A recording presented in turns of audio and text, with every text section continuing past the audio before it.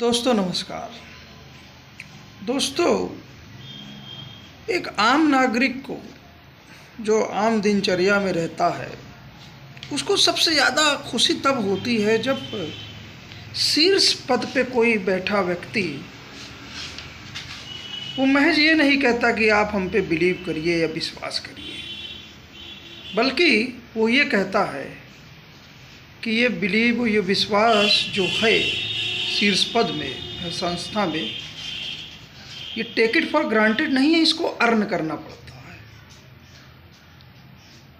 भारत के मौजूदा मुख्य न्यायाधीश साहब लंदन में राउंड टेबल कॉन्फ्रेंस में थे और उन्होंने भ्रष्टाचार के तरफ अपना रुख जो है पूरी स्पष्टता से रखा और दूसरे संस्थान और दूसरे लोगों पे बात करने से पूर्व उन्होंने कहीं ना कहीं अपने शुद्धिकरण, अपने संस्थान, जी हाँ, इंडियन जुडिशरी के विषय में बात की।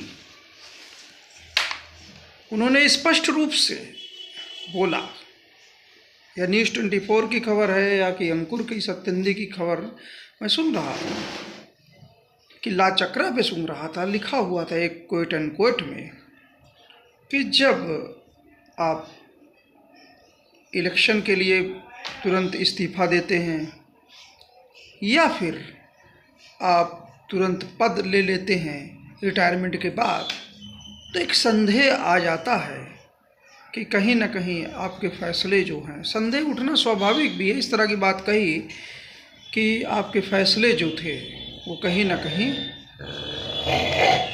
सही या न्यूट्रल ना रहे हों, इस तरह की बात कही।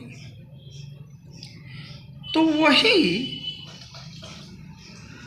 संस्थागत भ्रष्टाचार पे अभी कुछ कार्रवाई पंजाब और हरियाणा कोर्ट, जी हाँ, नागू साहब ने भी कुछ की वॉलंटरी रिटायरमेंट की बात भी खबर में सामने आई।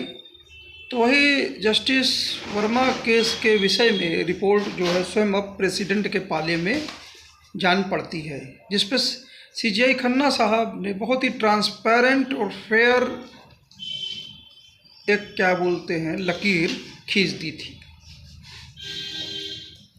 तो वहीं एक वक्तव्य ये भी आया न्यूज़ में, उन्होंने शायद गवई साहब ने प्रमोट भी किया फ्री स्पीच और अभिव्यक्ति की आज़ादी के लिए, जैसा जस्टिस ओका और अज्वल भुवन साहब की बेंच ने एक लैंडमार्क, इमरान प्रतापगढ़ी साहब के एक लैंडमार्क जजमेंट में अभिव्यक्ति की आज़ादी को एक्चुअली में केंद्र में ला दिया था आर्टिकल 21 के। तो गवई साहब ने कहा कि सत्ता से सवाल पूछना, और कुछ ऐसी ही बातें मुझे ध्यान है भारत के पूर्व मुख्य न्यायाधीश जस्टिस DY चंद्रचूड़ साहब ने भी बोली थी, सत्ता से सवाल पूछना क्या बोलते हैं बहादुरी से। तो ये जब इस तरह की बातें आती हैं तो एक आम आदमी जो होता है ना, उसको बहुत शक्ति मिलती है, और उस शक्ति से कुछ प्रश्न मेरे अंदर उमड़ पड़े, इसलिए ये वीडियो है। ज़्यादा भूमिका अब नहीं बनाते हैं। अभी leader of opposition Rahul Gandhi साहब ने शायद एक लेख लिखा है, सत्येंद्र की खबर अभी अंकुर की सुन रहा था, इलेक्शन प्रोसेस के विषय में। जी हाँ, भारत का संविधान पार्लियामेंट को अधिकार देता है कि वो मुख्य निर्वाचन आयुक्त भारत के और जो उनके साथ दो और निर्वाचन आयोग हैं उनके लिए कानून बना सके। लेकिन ये कोई कानून था नहीं, और जस्टिस कुरियन बेसन साहब की जोसेफ साहब की जो संवैधानिक बेंच थी, उस वैक्यूम को उसने पूरा किया जब रातों रात नियुक्ति हो गई थी। कहीं ना कहीं प्रोसेस सारे दरकिनार हो गए थे और रातों रात नियुक्ति हो गई थी एक कमिश्नर साहब की। और वह वैक्यूम भरते समय उन्होंने जो केस लॉ बनाया वो ये था कि जो तीन लोगों की कमेटी होगी, उसमें प्रधानमंत्री जी होंगे, लीडर ऑफ अपोजिशन होंगे, और एक विवाद की स्थिति में एक न्यूट्रल मेंबर, थर्ड अंपायर, जी हाँ, यस मैन नहीं चाहिए, वो होंगे भारत के मुख्य न्यायाधीश साहब। पर वहीं पर माननीय पार्लियामेंट के डोमेन को, संविधान को समझते हुए कि उन्होंने स्कोप छोड़ा कि ये पार्लियामेंट इस बाबत अपना लॉ बना सकती है। लेकिन कहीं ना कहीं ये बनाते समय एक इनहेरेंट एजम्पशन ये था कि जो न्यूट्रल व्यक्ति सबसे मुख्य चीज़ थी। आप इसे इम्प्लाइड लिमिटेशन बोल सकते हैं। पार्लियामेंट लॉ बना सकती है तो इसका मतलब ये नहीं कि पार्लियामेंट कोई भी लॉ बना सकती है। जी हाँ, अगर लॉ की बात करें तो लॉ को कहीं ना कहीं ड्यू प्रोसेस की कसौटी पर खरा उतरना होगा। जी हाँ, लॉ जो है, लॉ तो कुछ भी बन सकता है। लॉ बनाने का क्या है, कोई बॉडी है, अगर उसको लॉ बनाना है अपने क्षेत्र में, वो बॉडी सुप्रीम है पार्लियामेंट अपने क्षेत्र में, परंतु वो संविधान के बेसिक स्ट्रक्चर या संविधान की मूल भावना के विरुद्ध कोई लॉ नहीं बना सकती है। जी हाँ, उस बेसिक स्ट्रक्चर को आप नहीं चेंज कर सकते हैं, जिसका जिक्र अभी भारत के मुख्य न्यायाधीश साहब ने, जी हाँ, उत्तर प्रदेश के सीएम साहब समक्ष जब bar council Allahabad high court में आए थे तो ये बात उन्होंने रखी थी। दरअसल फ्री एंड फेयर इलेक्शन जो है वो एक बेसिक स्ट्रक्चर है। लेवल प्लेइंग फील्ड के बिना ये संभव नहीं, और ये तभी संभव है जब दो पार्टियों के मध्य होने वाला जो इलेक्शन है उसके लिए एक न्यूट्रल अंपायर हो। तो पार्लियामेंट ये इनहेरेंट इम्प्लाइड था जस्टिस कुरियन साहब के जजमेंट में कि जो भी लॉ होगा, अगर ये जो भी केस लॉ को रिप्लेस करेगा वो जस्ट एंड फेयर होगा। और वैसे भी डेमोक्रेसीज में अगर कोई लॉ बनना है तो उसको जस्ट और फेयर होना होगा। आप आर्बिट्री वे में कोई लॉ नहीं बना सकते, ये अंडरस्टूड है, इम्प्लाइड है। तो माननीय पार्लियामेंट ने बड़े दुख के साथ एक नाम नागरिक के तहत मुझे क्वेश्चन उठाना पड़ रहा है, और मेरा अधिकार भी है, क्योंकि कहीं ना कहीं उनके माननीय सदस्यों को चुनने में मेरा एक वोट भी है। तो वो जो लॉ है वो जस्ट और फेयर कहाँ रह जाता है जब प्रधानमंत्री और उन्हीं के सत्तासीन दल से केंद्रीय मंत्री और दूसरी तरफ मात्र लीडर ऑफ अपोजिशन होंगे समिति में। तो न्यूट्रल एम्पायर कैसे सुनिश्चित होगा? न्यूट्रल एम्पायर की भूमिका में सबसे फिट तो भारत के मुख्य न्यायाधीश साहब ही हो सकते थे, जैसा कि जस्टिस कुरियन साहब ने कहा। लेकिन कोई भी अगर लॉ बनना है तो न्यूट्रल मेंबर के तौर पे कोई भी सुप्रीम कोर्ट के जज भी हो सकते हैं। दरअसल हम माननीय न्यायपालिका के समक्ष किसी भी विवाद के समय में क्यों जाते हैं, चाहे हम हो या स्टेट? क्योंकि भारत की न्यायपालिका जब एजुकेशन कर रही होती है तो वो तटस्थ, जी हाँ, न्यूट्रल एम्पायर की भूमिका में होती है, राज्य का हिस्सा नहीं होती है। यह न्यूट्रलिटी के ही तो कारण जाते हैं। और दूसरी बात, भारत के मुख्य न्यायाधीश अगर उस समिति में हैं तो वो एक पर्सनल कैपेसिटी में है, एज ए इंस्टीट्यूशन के तौर पे भी हैं, और 142 की शक्तियों के अंतर्गत वह राज्य का भी दायित्व निभा सकते हैं। और जहाँ कभी भी जिस भी मेंबर को चुनना है, अगर उनमें कोई गुण दोष या एक्स्ट्रा जानकारी है तो वो कोई भी रिकॉर्ड ऑल ओवर इंडिया से कहीं पे भी वो अपनी शक्तियों के तहत ही वो स्वयं मंगा भी सकते हैं किसी भी विवाद की स्थिति में। ये परिस्थितियां जो होती हैं, 142 की शक्तियां जब चीफ जस्टिस साहब स्वयं हो जाएं या स्वयं एक न्यायाधीश साहब हो जाए, लेकिन सबसे बेस्ट फिट मुख्य न्यायाधीश साहब हो जाएं, तो इससे ज़्यादा क्या बोलते हैं, पावरफुल इस समिति को कोई नहीं बनाता है।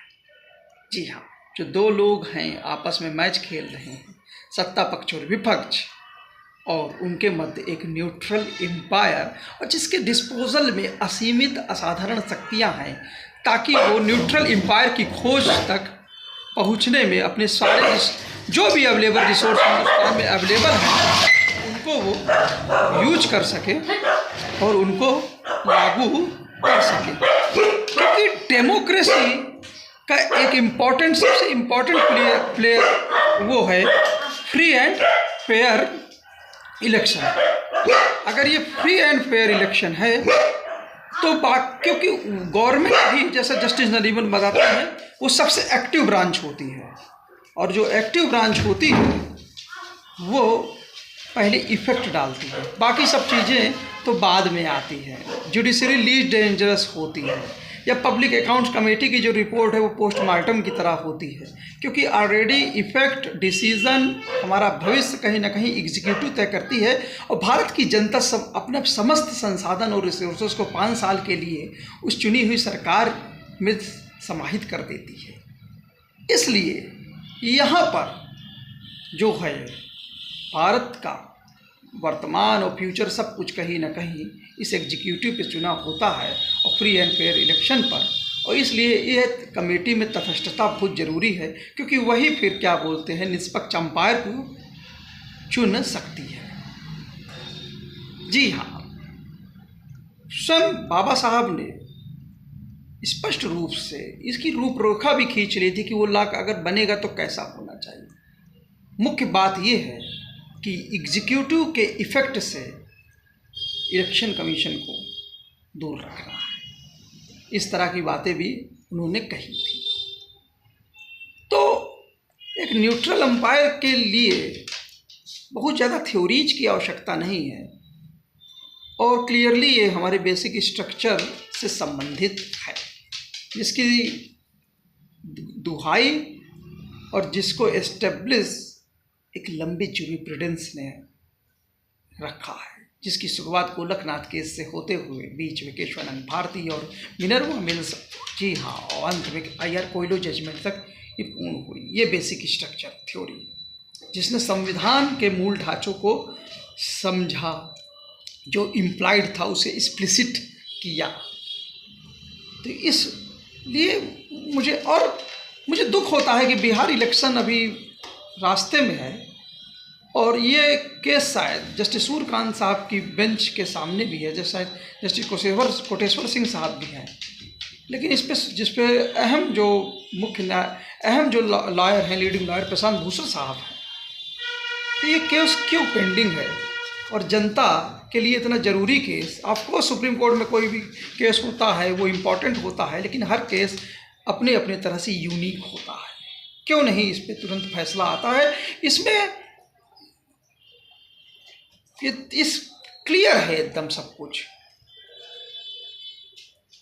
और फिर अगर लॉ की कॉन्स्टिट्यूशनैलिटी के हिसाब से भी देखें तो क्या कोई समिति जो है कोई ऐसे एग्जीक्यूटिव को, एक ऐसी बॉडी को चुनने में अपने आप को ज़्यादा फेवर कर सकती है, जिसके फंक्शनिंग के रिजल्ट के, या फंक्शनिंग या इस फंक्शनिंग के कारण एक एग्जीक्यूटिव का जन्म होता है, और जिसमें बेनिफिशियरी स्वयं क्या बोलते हैं, उसमें कहीं ना कहीं जो चुनने वाले समिति के सदस्य हैं वो होंगे।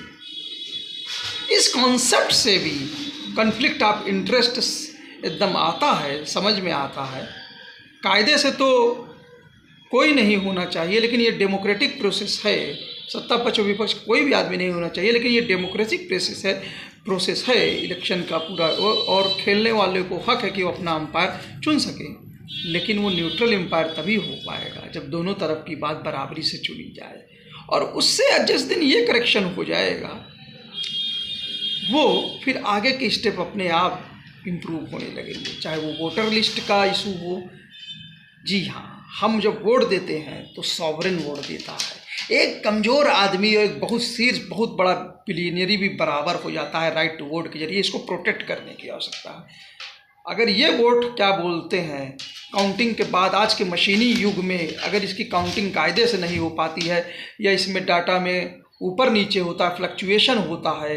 मुझे याद है जब हाथ से भी काउंटिंग होती थी, बैलेट की काउंटिंग होती थी, तो डाटा एक बार जो आ जाते थे वो फाइनल होते थे, और एक बहुत रात तक या एकदम सुबह तक फाइनल फिगर आ जाया करती थी। मुझे दुख होता है जब एक हफ्ते लग जाते हैं और डाटा जो है वो बदलता रहता है, खासकर आज टेक्नोलॉजी के युग में, जब इंटरनेट है, जब सब कुछ अलग अलग मोड्स हैं और तुरंत मैसेजिंग हो जाती है और सब कुछ ऑनलाइन चल रहा होता है। मुझे दुख होता है। जी हाँ, क्या बोलते हैं कि पता लगता है कि एकाएक बहुत सारे वोटर एक असेंबली या संसदीय इलेक्शन में बढ़ जाते, बहुत ज़्यादा बढ़ जाते हैं।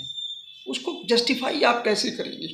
क्या पूरी की पूरी प्रोग्रेस उसी असेंबली इलेक्शन में हो रही है कि लोग वहीं आ रहे हैं, या फिर क्या बोलते हैं आबादी बहुत ज़्यादा बढ़ गई है, या अब तो ऐसी स्थितियां जो हैं ना, ये ठीक नहीं है। अंतिम प्रश्न जो उठता है, जी हाँ, जो एक प्रश्न मैं उठाना चाहता हूँ, मैं भारत का वोट, मैं एक मतदाता हूँ। मुझे बहुत बड़े बड़े कॉम्प्लेक्सिटीज़ की बात नहीं समझ में आती, बहुत बड़ी बड़ी मशीनों की बात नहीं समझ में आती। जस्टिस खन्ना साहब ने तो बहुत मेहनत की, उनकी बेंच ने, दीपांकर दत्ता साहब ने, कि कैसे प्रोसेस को, टेक्निकलिटी को और अच्छा किया जाए और गाइडलाइंस पे चला जाए, बंट मेमोरी इत्यादि और डाटा इरेज ना किए जाए ईवीएम के। लेकिन मैं आम मतदाता हूँ, मुझे दुनिया की टेक्निकलिटी इत्यादि से नहीं पता। आज कोई भी मशीन ऐसी नहीं है, अगर मस्क साहब को ले ले, जो हैक ना हो सके या, लेकिन मेन चीज़ होती है कॉन्फिडेंस।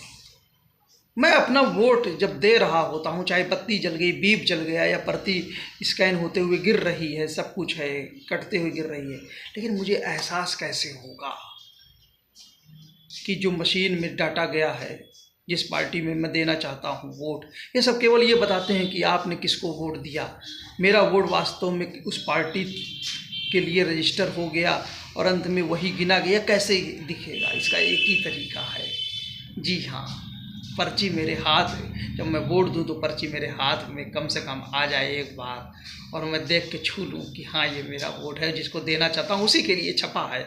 और मैं सीसीटीवी कैमरे में, जी हाँ, जोड़ देते समय नहीं, लेकिन फोल्ड करने के बाद सीसीटीवी कैमरे में मैं उसको रख दूँ सबके सामने। और आज के एआई और कैमरे के टेक्निक्स में कोई भी फेस रिपीट नहीं हो सकता है। पर्ची बक्से के अंदर चली जाएगी, और बक्सा अगर अच्छे से सील है तो हर एक वेट उसी तरह खुलेगा, एक एक सॉवरेन का वोट खुलेगा, और सॉवरेन, इस तरह से ये वोटिंग प्रक्रिया पूरी होगी। दरअसल मशीनें जो होनी चाहिए वो इस कॉन्स्टिट्यूशनल राइट के, क्या बोलते हैं, मदद में होनी चाहिए। ये मेरा संवैधानिक अधिकार है कि मुझे वोट देते समय ये फील हो कि हाँ, मैंने जहाँ वोट देना चाहता हूँ वही वोट छपा, और वो उसी मत में छप के उसी डिब्बे में चला गया। और वास्तव में वही डिब्बा जब खुलता है एजेंट्स के समय, और वो भी सीसीटीवी कैमरे के सामने खुले, तो मेरी वो वोट जब खुलता है तो वास्तव में वो वोट फिर से रीजनरेट हो गिना जाता है।